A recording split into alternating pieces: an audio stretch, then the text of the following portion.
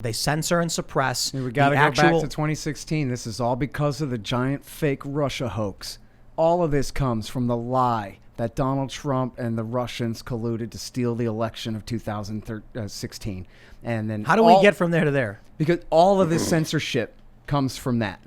You know, whatever you're saying that disagrees with the party line, this is Russian disinformation. You're not just wrong. This is dangerous. And you're a de facto agent of a foreign power and all this. So this is when they really started deranking people from Google searches, when they really started kicking people off of Twitter and Facebook. And just like with the germ here, for getting things exactly right, for saying that the Russia hoax was absolutely a hoax. That's Carter Page wasn't a traitor. He was a loyal American patriot. And let's talk about exactly right. When Tucker brought up lab leak, he didn't definitively state it was or wasn't. He said, these are interesting questions. He was exactly right to ask those questions, which are now being admitted to by Fauci. But the media said it was a lie. You can't trust these people. And so, and you know, I know a lot of people, they love watching this show. There's a bias fact checker thing that people were posting. And it was really funny. It said that on Twitter, Tim Pool has a right-wing blind spot, meaning most of the stories I tweet about are from the left. But it's because mainstream media is the left. So I use NewsGuard, which I referenced earlier rather angrily. They certify what is or isn't factual news. They'll be like, oh, this website has bad standards and has good standards. Daily Wire is rated as having bad standards. It's a conservative opinion website. That what they report on is fact-based. It's just their opinions, and their opinions can be wrong. Right.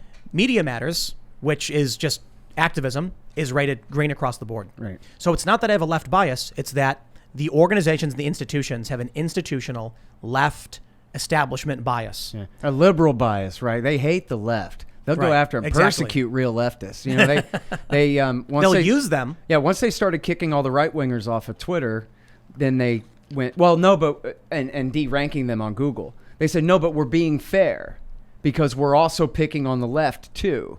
And they went after Truth Dig, Truth Out, the World Socialist website, which is the Trotskyites. Yep. And they threw antiwar.com in there, even though we're libertarians. I guess they just assume we're leftists. So we got deranked by Google along with everybody else in the name of fairness because they're picking on these people. But they didn't kick the liberals off. They kicked the leftists off. The Occupy Wall Street activists got banned. I saw you guys got listed in, it was a blacklist of some sort, probably Google. And I remember talking to a bunch of conservatives being like, dude, they're going after the people who oppose the establishment. Right. It's not, they'll gleefully use the leftists.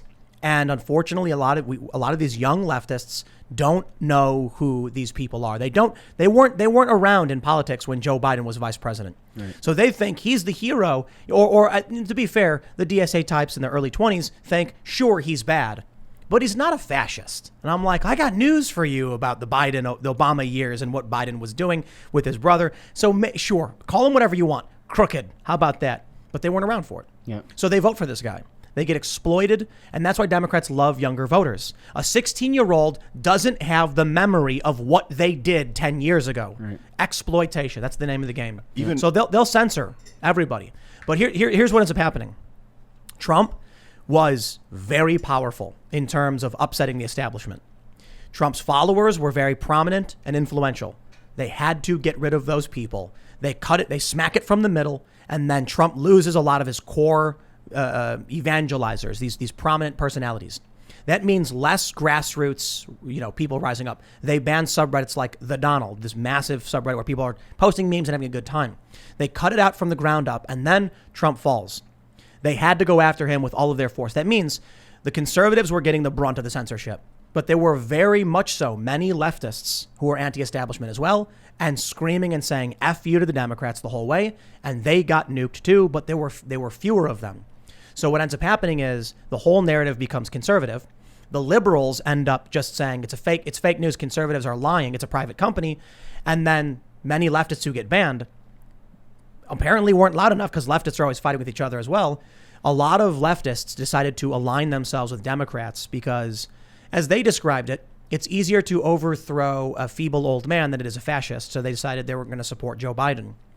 For some reason, they didn't then speak up for their own, or if they did, and this is the problem, a conservative gets banned, the leftist laughs. The leftist gets banned and then demands the conservative stand up for them, and the conservative does. Some conservatives started saying, you know what, screw you, I'm going to laugh as you get canceled. But This is the problem of censorship.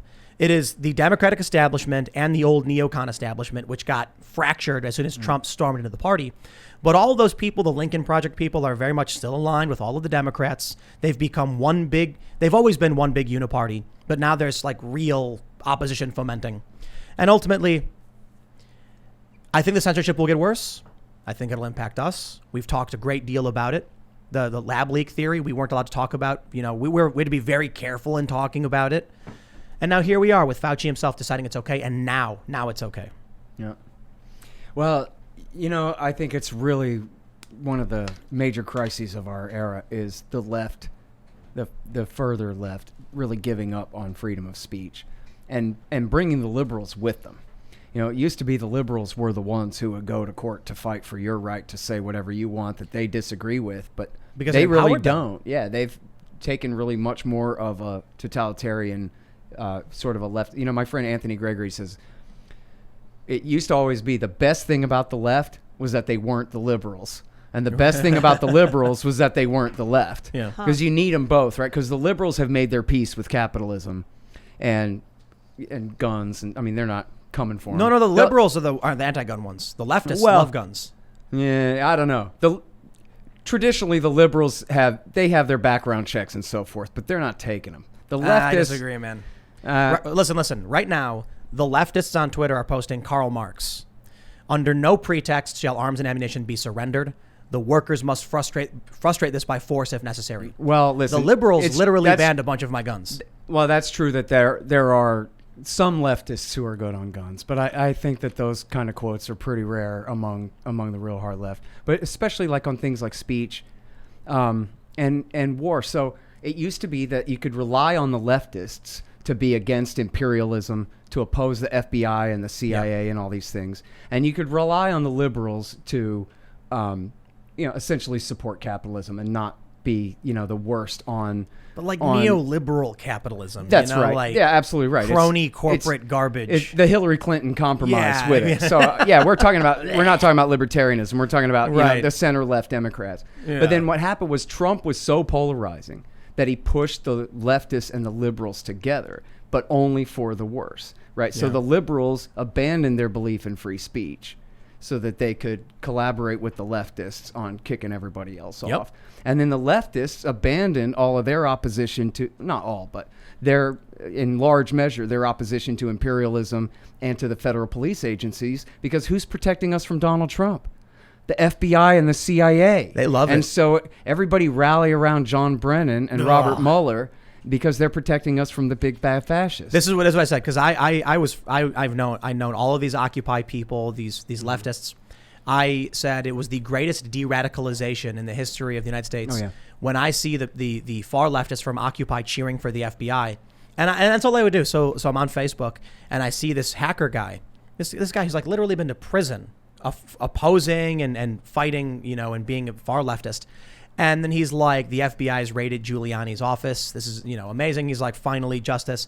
And I was like, I'm so happy to see that you stepped back from the edge and you've come towards liberalism, and now you accept the FBI and the federal government as your saviors, and you're no longer on the side of committing crimes. Then another hacker comes in and she's like, yes, finally. And I'm like, wow, I am so impressed. I remember you sleeping on the floor of that hacker collective, talking about how you hated the federal government and imperialism, and now here you are cheering for it. I'm so impressed with your willingness to finally see the light and step away from this. And they don't know you're being sarcastic. No, I know. They're like, yeah, thanks. They're like, wow. Pat myself on the back, too. Well, no, they're not all that dumb, but it's like my point was made, and one guy's like, well, we're allowed to be happy when our enemies are getting hurt. And I was like, right. You support fascists when they're doing things you like. That makes you a fascist sympathizer. Yikes. There's the door. Don't say that to me about Donald Trump when you scream fascism. And the moment you come in and defend authoritarian measures from the government, I'm supposed to act like you're special. No. Yeah, you don't get to play that game. Donald Trump was a human Molotov cocktail. He got thrown in the room. He was a bull in a China shop. He was a bull in an ivory tower. Whatever you want to say, call him. But these people got so wrapped up in media propaganda, they went insane. They were probably already insane. Like being re-radicalized is easy if you live in hate. Like if they hated the government and wanted to tear it down without like a new creation system that they had in plan, then it's easy to take those people and re-divert their hate towards something else. Like the media pushed us towards Trump. They tried so much, so then they just used the hate. The establishment hated Trump. But I will say one thing too. What you need to keep in mind about the left is that while many of these leftists that I'm talking about are my age, a lot of the support they get are from people who are 20 who don't know anything about this. They were 10 years old during Occupy Wall Street. They don't know. So Donald Trump comes along, they're teenagers. Iraq War II was before they were born. That's right. That's right. And they're babies, you know, when all this stuff is going down, when a lot of these people were babies or toddlers or kids, even if they were alive. Yeah. They didn't know anything about it. Right. So I'm like, what makes you think voting for Joe Biden is going to make things better? And we actually had a conversation with this guy. And his response was, oh, I was like a little kid. I was like a teenager during Occupy. I don't know anything about it. I'm like, so when Joe Biden takes over overseeing the Iraq war, and then all of a sudden his brother starts getting the contracts, not suspicious to you. That's what you want to come in. I take the crazy orange man, because at the very least, the Abraham Accords, I loved it. He wasn't perfect. Firing Tomahawk missiles, very bad. John Bolton, very bad. Trying to any degree to get troops out of the Middle East, I was like, I'll take what I can get. Instead, we get the neocon establishment again. This time, it's Biden. He's sitting in his little wheelchair with his blanket on his lap, going as they just pull the trigger for him, and they just as soon as he gets in, what do we get? Missile strikes in Syria? Unsurprising. Thanks for checking out this clip from the Timcast IRL podcast. If you want to see the full show, come back to this channel, youtube.com/TimcastIRL, Monday through Friday at 8 p.m., where you can leave comments and super chat, and we actually will read your comments on the show. Don't forget to like, share, subscribe, and if you want exclusive members-only content, segments you can't get anywhere else, go to timcast.com, become a member, and we even have full bonus episodes. Thanks for hanging out, and we'll see you all next time.